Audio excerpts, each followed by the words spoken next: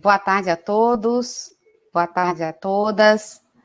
Um prazer imenso estar com vocês aqui para tratarmos desse assunto emblemático e nem sempre muito agradável. Mas a minha ideia aqui, na verdade, é mostrar algumas possibilidades, trocar aqui algumas figurinhas com a intenção de trocar ideias do que pode ser feito nesse momento de pandemia. Eu preparei aqui uma apresentação que eu queria partilhar com vocês. E não sei se vocês estão tendo a oportunidade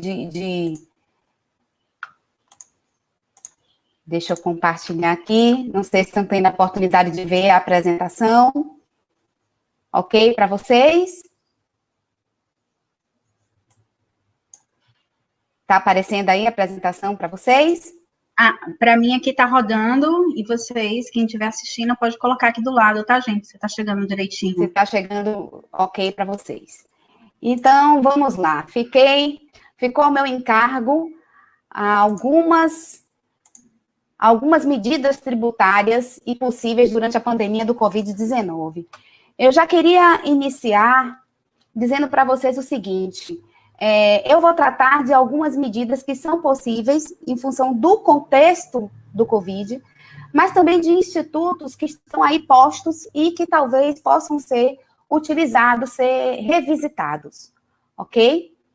Então, eu começo dizendo o que acho que todo empresário sente na pele. Todos sabemos da altíssima carga tributária do Brasil, sabemos também da complexidade do cumprimento das obrigações tributárias, e tanto é assim que um estudo detectou que são necessárias 1.500 horas para que o empresário possa cumprir as obrigações tributárias acessórias, tamanha a complexidade. E dentro desse contexto de pandemia, tudo o que já não é muito bom ganha relevo. Então, a alta carga tributária, a complexidade, porque nesse momento, os esforços do empresário têm de estar concentrados na tentativa efetiva de dar prosseguimento à sua atividade. Então, nesse contexto da pandemia, nesse contexto tributário, o que é que o governo já fez? Na verdade, pouco. O governo, e eu vou pedir licença a vocês para me ater mais ao governo federal. Pouco foi feito pelo governo federal. As medidas até agora não tiveram grande impacto no bolso do empresário, para as empresas, conforme eu vou demonstrar para vocês um pouco mais adiante. Bom, eu separei, na verdade, essa minha fala em dois grandes momentos. Estabelecer estratégias com medidas administrativas e estabelecer estratégias com medidas judiciais. Só que antes de tratar sobre isso, eu queria fazer algumas ponderações e talvez uma delas seja uma das mais importantes da minha fala de hoje.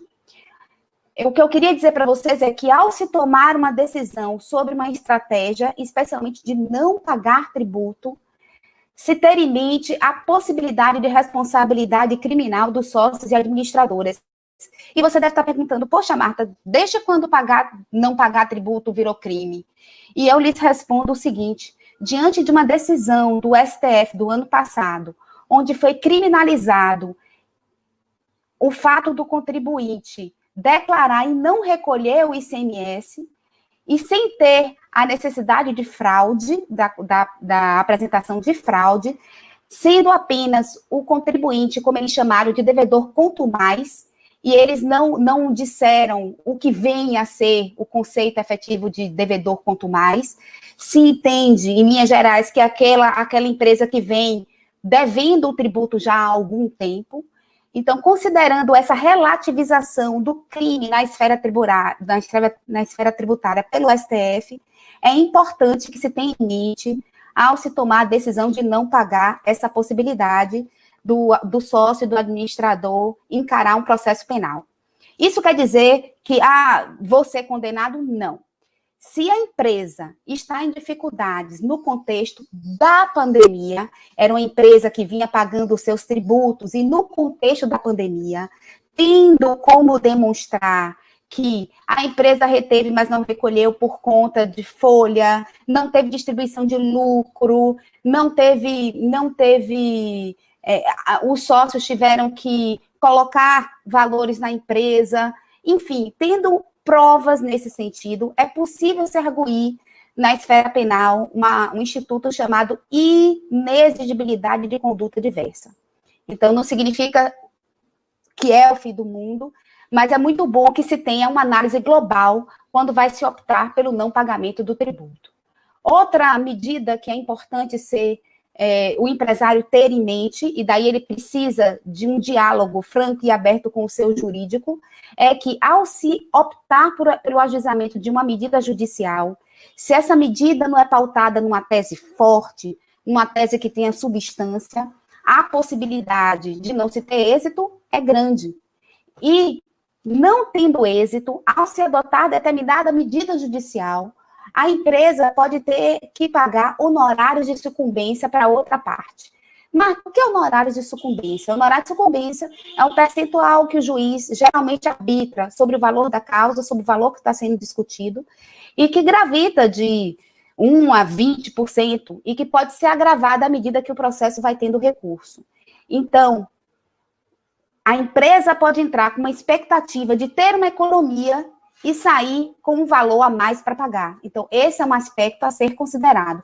Qual a medida judicial que vai ser adotada para se tentar afastar a eventual honorário de sucumbência? A tese pode ser tratada por uma outra ação que não tenha a possibilidade de honorários de sucumbência. Então, tudo isso tem que ser ventilado na hora de se tomar uma decisão. E, por fim, considerando as medidas atuais do governo, que simplesmente postergaram os prazos de vencimento dos tributos, é importante se ter em mente o caixa. Nós estamos dando um fôlego para as empresas no aqui e no agora, mas estamos deixando para o futuro a necessidade de se honrar com esses pagamentos. Então, esses 3 fatores, eu queria deixar aqui consignado para vocês, deixar aqui esses lembretes, que não devem ser, em hipótese alguma, não pode deixar de hipótese alguma de ser avaliados pelo empresário na hora de tomar uma decisão. Pois bem, quais foram as medidas que foram adotadas pelo governo federal? Como já havia dito anteriormente, pouco se fez, houve mesmo a postergação do pagamento dos tributos. Eu trouxe aqui algumas medidas que acabam tocando a um contingente maior de empresas. Só a título exemplificativo. Nós tivemos o diferimento do PIS, COFINS, contribuição patronal, SAT, RAT, contribuição previdência bruta, tivemos o diferimento do pagamento do Simples Nacional, tivemos o diferimento do pagamento do FGTS, né? Quando eu falo em diferimento, eu estou falando da postergação do prazo de vencimento do tributo devido no mês. Tivemos a prorrogação por 90 dias da validade das certidões conjuntas do fisco, da Secretaria da Receita Federal do Brasil com a Procuradoria da Fazenda.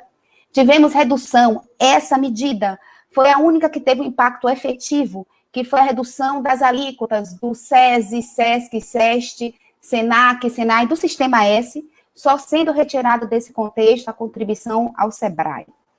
Nós temos também a transação extraordinária, que eu vou falar um pouquinho mais à frente, que eu acho que é uma situação que deve estar guardada ali no bolso pelo empresário, que não pode ser esquecida como uma possibilidade. Nós tivemos também a suspensão por 90 dias dos atos de cobrança, ou seja, a Procuradoria da Fazenda Nacional, quando ela tem uma dívida pronta para ser cobrada judicialmente, tem um documento chamado certidão de dívida ativa, que geralmente é levada para o protesto, né, como forma de compelir as empresas a pagar aquele tributo. Então, está suspenso por hora o envio dessas certidões para protesto, a exclusão de contribuintes com parcelas em atraso, em parcelamento, houve a prorrogação dos prazos de parcelamento do Simples, de outros parcelamentos federais, de uma forma geral. Então, essas, de uma forma geral, eu posso lhes dizer que foram as medidas adotadas pelo governo que acabam tocando um maior número de contribuintes, um maior número de empresários, de empresas. Pois bem, e aí vocês devem estar me perguntando, sim, Marta, vamos ao que interessa. O que é que a gente pode fazer para diminuir a carga tributária, para recolher menos tributo? O que é que a gente pode fazer? Bom, eu diria a vocês o seguinte, existem medidas administrativas, como eu chamei, que são medidas que independem de ação judicial. E quais medidas são essas? Nós temos aí o Instituto da Compensação Unificada. Em 2018, a Receita Federal finalmente autorizou a compensação de contribuições previdenciárias com outros tributos administrados pela Receita Federal, PIS, COFINS, CSL, enfim. Foi possível fazer essa compensação. Até então, as empresas, não era possível para as empresas ter essa compensação. Contribuição previdenciária, só era possível a compensação com contribuição previdenciária. Então, hoje, as empresas que utilizam o E-Social, a partir de 2018, com os créditos decorrentes após a utilização do E-Social, é possível fazer essa compensação. Então, avaliar a escrita, juntamente com o contador, para ver se a utilização desses créditos tem sido feita, é uma alternativa. Uma outra alternativa, essas para o cálculo correto para as empresas do Simples Nacional, e aí eu entendo que sejam as empresas varejistas, do comércio varejista, que é o cálculo correto do Simples Nacional, do produto sujeito à tributação monofásica do PIS e COFINS, a segregação da receita decorrente dessas vendas. Me explico.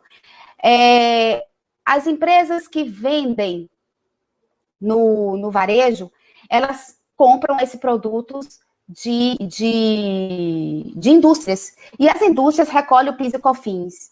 Então, quando você vende esse produto, a receita decorrente desse produto deve ser afastada da base de cálculo para o Simples Nacional. Então, você segrega essas receitas do Simples Nacional. Bom, a utilização de créditos de PIS e COFINS em relação aos insumos em função da pandemia. Esse tem sido um questionamento, que até então a Receita Federal não se manifestou efetivamente sobre esses insumos, mas que eu entendo que tem uma boa possibilidade de êxito em relação às empresas. E por quê? Porque com a imposição dessa situação do trabalho home office, do trabalho à distância, muitas empresas tiveram que contar com a contratação de software, compra de software para reuniões, compra de equipamentos, para fazer justamente todo esse aparato para existir a continuidade da prestação dos serviços à distância. E esses serviços, para quem é submetido ao PIS e COFINS não cumulativo, esses insumos gerariam créditos de PIS e COFINS que poderiam ser utilizados pelas empresas. E por que eu lhes digo que esse procedimento tem toda a chance de ser acatado pela Receita? Primeiro, porque se trata de uma imposição legal. As empresas estão atuando dessa forma em função de uma imposição legal. E um outro ponto é que o STJ, o Superior Tribunal de Justiça, recentemente, julgou um recurso onde ele disse que insumo é tudo aquilo que tem relevância e essencialidade. Então, vocês hão de convir comigo que esses insumos, nesses tempos, são de total essencialidade e relevância para o desempenho das atividades empresariais. E trago aqui um julgado do CARF, do Conselho Administrativo de Recursos Fiscais, que é o tribunal responsável pelo julgamento dos recursos, quando uma empresa é autuada, ela apresenta sua defesa na Receita Federal, ela não tem êxito, ela recorre, e esse recurso é julgado pelo Conselho Administrativo de Recursos Fiscais, que é o CARF. Então, o CARF, ele deu o direito ao crédito de PIS e COFINS para uma empresa administradora de seguros sobre as despesas com serviços de telemarketing. Então, eu cito esse precedente porque Nós, naquele momento, não se falava nem em pandemia. Então, nesse contexto atual de pandemia, com essas restrições, é uma possibilidade que as empresas têm de fazer esse creditamento. Vai ser fácil? A empresa pode ser autuada? Sim, a empresa pode ser autuada. Mas eu entendo que, no caso de uma autuação, há boas chances, há bons argumentos para defesa, tanto na esfera administrativa quanto na esfera judicial. Temos também como possibilidade a transação extraordinária, que foi anunciada pela Procuradoria-Geral da Fazenda Nacional para débitos inscritos na dívida ativa. Você está me perguntando, poxa, Marta, mas justamente na hora que eu quero economizar tributo, você está me falando em pagar tributo? Eu vou explicar para vocês. A transação, ela funciona, na verdade, como se fosse um parcelamento sem grandes benesses. Na verdade, não há uma diminuição da multa, dos juros. Ocorre apenas uma dilação do prazo. Geralmente, os parcelamentos ordinários duram em torno de 60 meses. Nessa transação extraordinária, para as empresas, o parcelamento pode chegar a 80 meses, se eu não me engano. E para as empresas as pequenas empresas e as empresas a micro e pequenas empresas, esse parcelamento ele pode ser dilatado, chegando até 140 meses. Então, se não me falha a memória. Então, há uma quantidade maior de parcelas. Como a certidão negativa ou positiva com efeito de negativa costuma ser muito importante para as empresas, para o desempenho das atividades empresariais, inclusive para participar de licitações, é bom se ter em mente esse Instituto da Transação Extraordinária com uma ressalva. Atualmente, o prazo para se aderir à transação extraordinária é até dia 30 de junho. Então, fica aí essa dica como uma possibilidade. Bom, saindo das medidas administrativas, que são essas que se tem aí e que merecem ser talvez revisitadas, é importante agora verificar a possibilidade de questionamentos judiciais. Eu trouxe aqui alguns, trouxe aqueles que têm um ambiente mais favorável, onde já se tem alguma decisão mais concreta, para que se possa avaliar a possibilidade depois, com o seu contador, juntamente com o advogado, da possibilidade de tais teses aderirem ao perfil da sua empresa. Então, vamos lá. Vamos falar aqui da diminuição ou suspensão do RAT em função da ausência ou diminuição do risco no período do isolamento. Aqui eu faço uma ressalva. Eu não estou falando aqui da relação trabalhista, da relação do bem-estar, da necessidade do empregado estar mentalmente, como tratou muito bem a Melissa, ele está bem mentalmente, psicologicamente, enfim, e isso não gerar acidentes. Eu me refiro ao acidente de trabalho, né? E se for possível, nós falarmos em acidente de trabalho no contexto do home office, por exemplo. A maioria, uma boa parte das empresas estão sendo impedidas realmente no seu funcionamento dentro das suas instalações, e isso implica no home office, no trabalho remoto. E, numa análise abrangente, o risco existente para esses funcionários é menor do que aquele risco, por exemplo, numa indústria. Isso é muito claro. Então, o questionamento vai na seguinte linha: se o risco acidente de um trabalho é um tributo que tem a sua razão de ser, a sua graduação, a sua gradação no risco que os funcionários estão correndo, então, há aí duas possibilidades. Ou, demonstrando essa situação, eu deixo de recolher o tributo pelo período em que me foi retirada a possibilidade de exercer normalmente as minhas atividades, porque eu estou mexendo no fato gerador do tributo, naquilo que dá ensejo à cobrança, ou eu vou ter a diminuição da gradação desse risco. A alíquota é 1, 2 ou 3, então vamos colocar o contribuinte no risco mínimo. Essa é uma possibilidade. Você está questionando aí o fato gerador do tributo.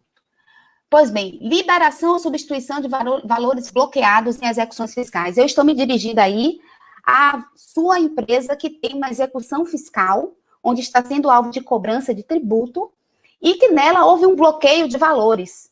Pois bem, há a possibilidade de, se demonstrando ao juiz que aqueles valores são importantes para o pagamento da folha, para a manutenção da empresa nesse momento de pandemia, que o juiz autorize a troca daquele valor que foi bloqueado por um bem, um seguro-garantia, uma fiança. Então, na verdade, o que há necessidade é demonstrar para o juiz cabalmente que a disponibilidade daquele valor que está bloqueado é importante para a tentativa de manutenção das atividades. Uma outra tese é a compensação antes da decisão final em ação judicial, em função do contexto da pandemia. Ainda no contexto da pandemia, o que é que se pode ser requerido? Existe um artigo no Código Tributário Nacional que veda a possibilidade de quem tem uma ação judicial se utilizar daquele crédito que está sendo discutido ali na ação judicial antes de ter o trânsito em julgado da decisão naquele processo. Marta, o que é trânsito em julgado? Trânsito em julgado é quando não cabe mais recurso contra a decisão que foi dada no processo. Só que existem teses que já foram tratadas pelo Supremo Tribunal Federal, que já foram tratadas pelo STJ, que tem um ambiente muito seguro. Então, o que é que acontece? A empresa, através do seu advogado, claro, solicita ao juiz, tenta essa possibilidade de fazer a compensação diante desse cenário seguro que se apresenta. É uma tentativa. Bom, uma outra tese, essa daí de conhecimento de todos, penso eu, né, ou se não da grande maioria, é a exclusão do ISS e ICMS da base de cálculo do PIS e da COFINS. O que é que acontece? O Supremo Tribunal Federal decidiu que o ICMS, ele não deve fazer parte da base de cálculo do PIS e da COFINS. Por quê? Isso aqui, gente, eu vou falar em síntese bastante apertada em função do tempo. Como eu falei, a minha ideia aqui é trazer possibilidades. Na verdade, o Supremo Tribunal Federal disse, olha, o ICMS, ele não é receita do contribuinte. O ICMS é receita do Estado. Ele não tem por que compor, ele não é receita própria do contribuinte. Ele não tem por que compor a base do cálculo de PIS e da COFINS. Então, o contribuinte tem direito a reaver aquilo que ele pagou indevidamente de PIS e COFINS por ter incluído o ICMS na sua base de cálculo e, dali para frente, deixar de recolher o PIS e COFINS nessas bases.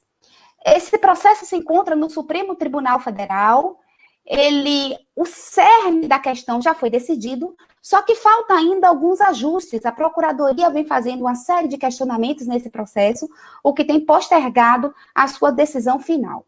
Dessa tese, eu digo para vocês que vem o que a gente chama de teses filhotes, como, por exemplo, a exclusão do PIS e da COFINS de sua própria base. Como eu lhes disse, a base de cálculo do PIS e da COFINS é receita, só que receita própria. O PIS e a COFINS não é receita do contribuinte, é receita da União Federal. Então, considerando essa circunstância, o PIS e a COFINS, o próprio PIS e a própria COFINS, não pode fazer parte da sua base de cálculo. Essa é uma questão que o STF vai avaliar. E, considerando a lógica, a grande possibilidade de êxito. Porque, como eu lhes disse, essa acaba sendo uma tese filhote da tese anterior da exclusão do ICMS da base de cálculo do PIS e da COFINS. Outra tese filhote vem a ser a exclusão do ICMS da base de cálculo do RPJ e CSL das empresas optantes pelo lucro presumido. Pois bem, a base de cálculo do lucro presumido é um percentual incidente sobre a receita. Logo, se ICMS não é receita do contribuinte, ela também não pode fazer parte da base de cálculo do PIS e não pode fazer parte da base de cálculo do lucro presumido. Ok? Bom, a exclusão do ICMS, ISS, PIS e COFINS da base de cálculo da contribuição previdenciária sobre a receita bruta. A contribuição previdenciária sobre a receita bruta nós temos algumas empresas que são submetidas a essa forma de recolhimento. A contribuição previdenciária não incide sobre a folha, incide sobre a receita bruta.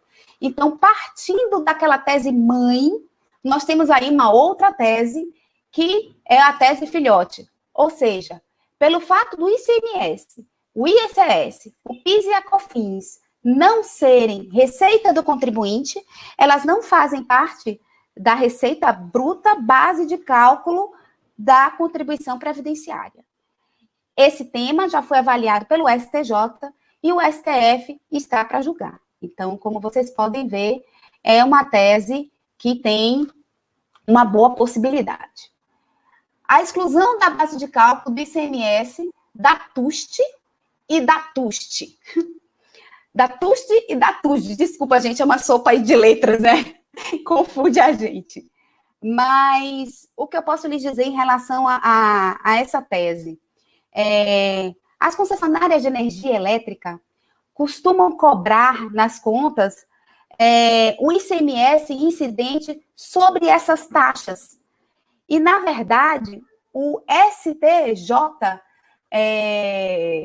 manifestou entendimento, na verdade, o STJ, está para se manifestar sobre essa tese, no sentido de que esses valores do TUST e da TUSD, eles não dizem respeito ao fornecimento da energia em si.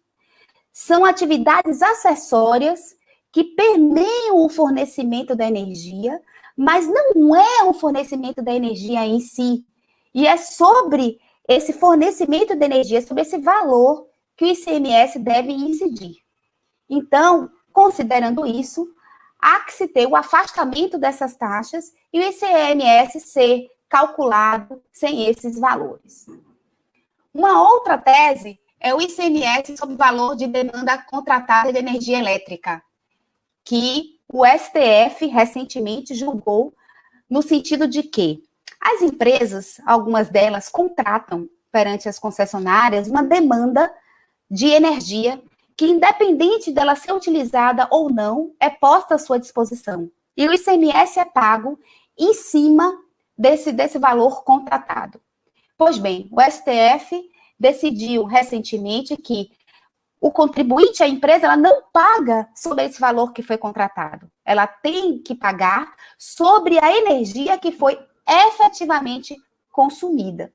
Então, fica aí mais uma tese para ser avaliada. Uma outra tese é o afastamento da contribuição previdenciária sobre verbas indenizatórias. E aí, sobre esse assunto, que eu acho que também é muito caro a vocês, eu trago ao conhecimento uma solução de consultas da Receita Federal, se eu não me engano, foi no final do ano passado, onde ela indicou quais são as verbas que ela entende que são base de cálculo da contribuição previdenciária.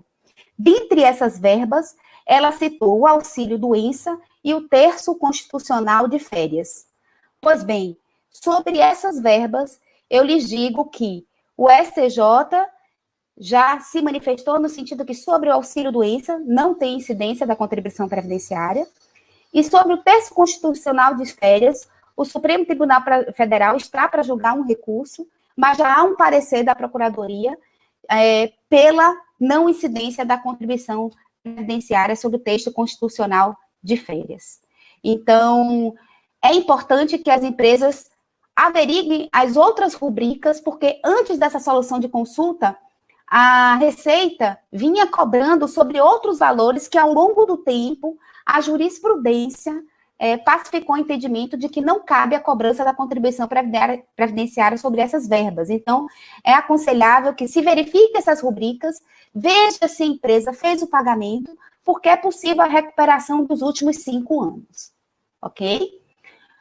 Bom, uma outra tese é a base de cálculo das contribuições devidas a terceiros, que se submete ao teto de 20 salários mínimos. Pois bem, o que acontece é o seguinte: existia uma norma muito antiga, essa norma era de 1981, que previa esse teto.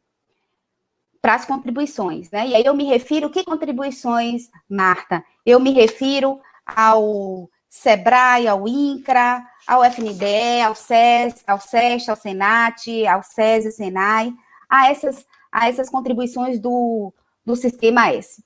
Pois bem, o que acontece? Existia essa norma de 81 que dizia que havia uma limitação da base de cálculo dessas contribuições, que seria de 20 salários mínimos, a limitação da base de cálculo. Posteriormente, veio uma norma em 86 e houve a interpretação equivocada de que essa norma de 81 teria sido revogada. No entanto, agora em fevereiro de 2020, o Superior Tribunal de Justiça confirmou ainda a existência dessa limitação para as contribuições do Sistema S, que incidem sobre a folha de pagamento.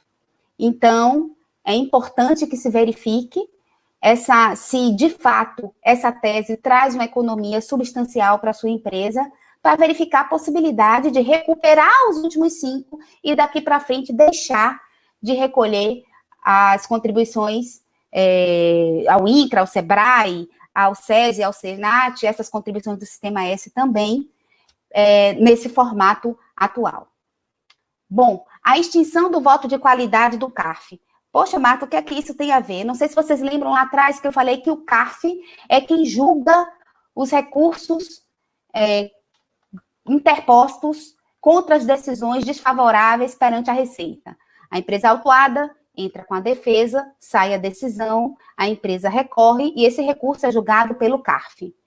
Antigamente, o CARF ele é composto por representantes da Fazenda e representantes do contribuinte. Se houvesse empate, a questão era resolvida através do voto de qualidade, que era do representante da Fazenda, ou seja, o contribuinte perdia.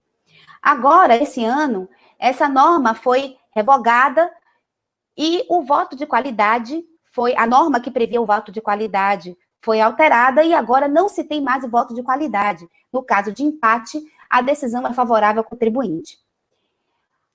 Está se construindo um entendimento no sentido de que aqueles que tiveram os seus créditos, né, os seus débitos, perdão, porque para a empresa é débito, os seus débitos constituídos neste formato, através do voto de qualidade, e as empresas que não pagaram ainda esse débito, claro, estão questionando judicialmente, ou eles ainda estão sendo alvo de cobrança administrativa, é possível se arguir a nulidade desse débito, porque ele foi chancelado através do voto de qualidade. Então, essa é uma tese recente que vem sendo ventilada e que tem bons fundamentos para a sua defesa. Pois bem,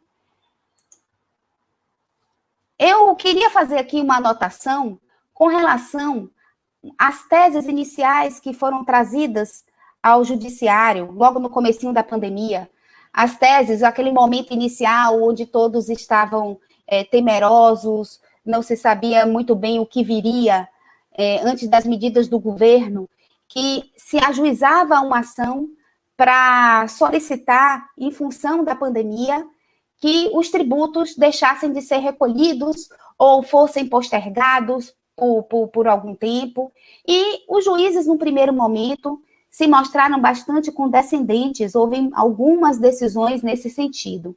No entanto, é possível já apontar manifestações do Supremo Tribunal Federal, por exemplo, que afastou decisões que suspendiam a cobrança do ISS, do IPTU, decisões que afastaram a possibilidade de substituir o depósito judicial por seguro-garantia, por bem ou por outra garantia. E aqui eu me refiro às empresas que estão questionando algum tributo através de processo, ao invés de pagar esse tributo mensalmente, normalmente, se deposita no processo, porque caso se obtenha êxito, a empresa levanta esse valor que está depositado. Então, o Supremo Tribunal Federal disse que, nesse caso, onde as empresas depositam o valor para, que a gente chama de suspender a exigibilidade do débito, né, na verdade, e ter o direito de reaver esse valor mais facilmente, através do levantamento desses valores no caso de êxito na ação. Não é possível haver a substituição do depósito por um bem, ou por seguro-garantia, ou por fiança. Até porque, quando isso acontece no processo judicial, esses valores vão para a conta única da União. A União, temporariamente, ela dispõe desses valores. Então, vocês imaginem que agora, em tempos de pandemia, isso acaba sendo crucial para a União Federal. E, por fim, o STJ negou também o depósito judicial por seguro em função da pandemia, na mesma linha do STF. Então, é só a minha intenção de trazer isso ao conhecimento de vocês é, mais uma vez, o cuidado na hora de se optar pelo ajuizamento de medidas judiciais. É muito importante ter esse panorama geral. Bom, agora que eu já falei do que sempre tivemos e a possibilidade de revisitar esses institutos, o que temos dentro do cenário atual, eu trago aqui para vocês agora o que é que pode acontecer, o por vir, o que é que está por vir.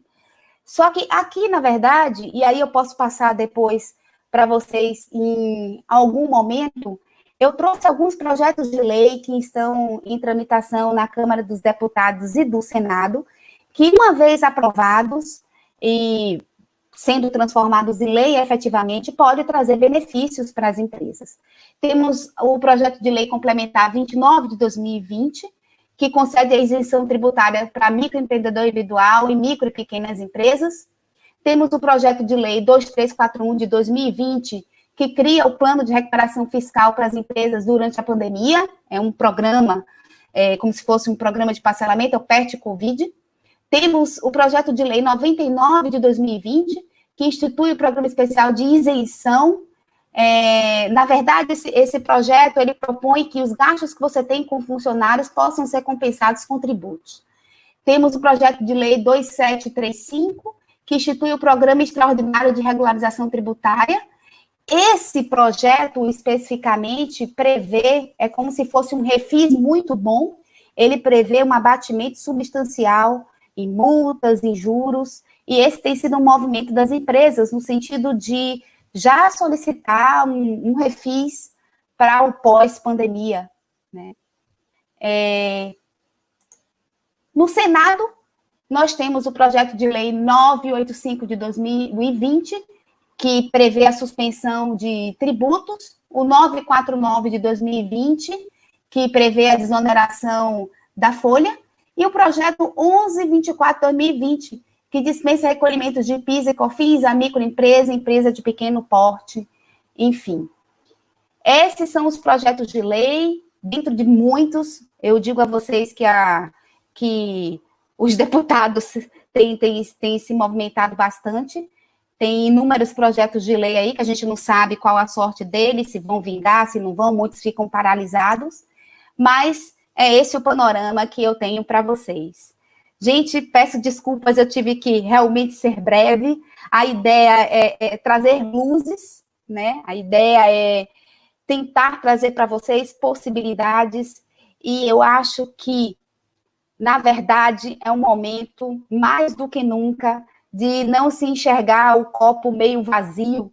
Vamos tentar com toda a força, com todo o afinco, com todo o empenho, com planejamento, com integração entre profissionais, ver o copo meio cheio e seguir adiante, ok? Um prazer estar aqui com vocês e vamos seguir com esperança.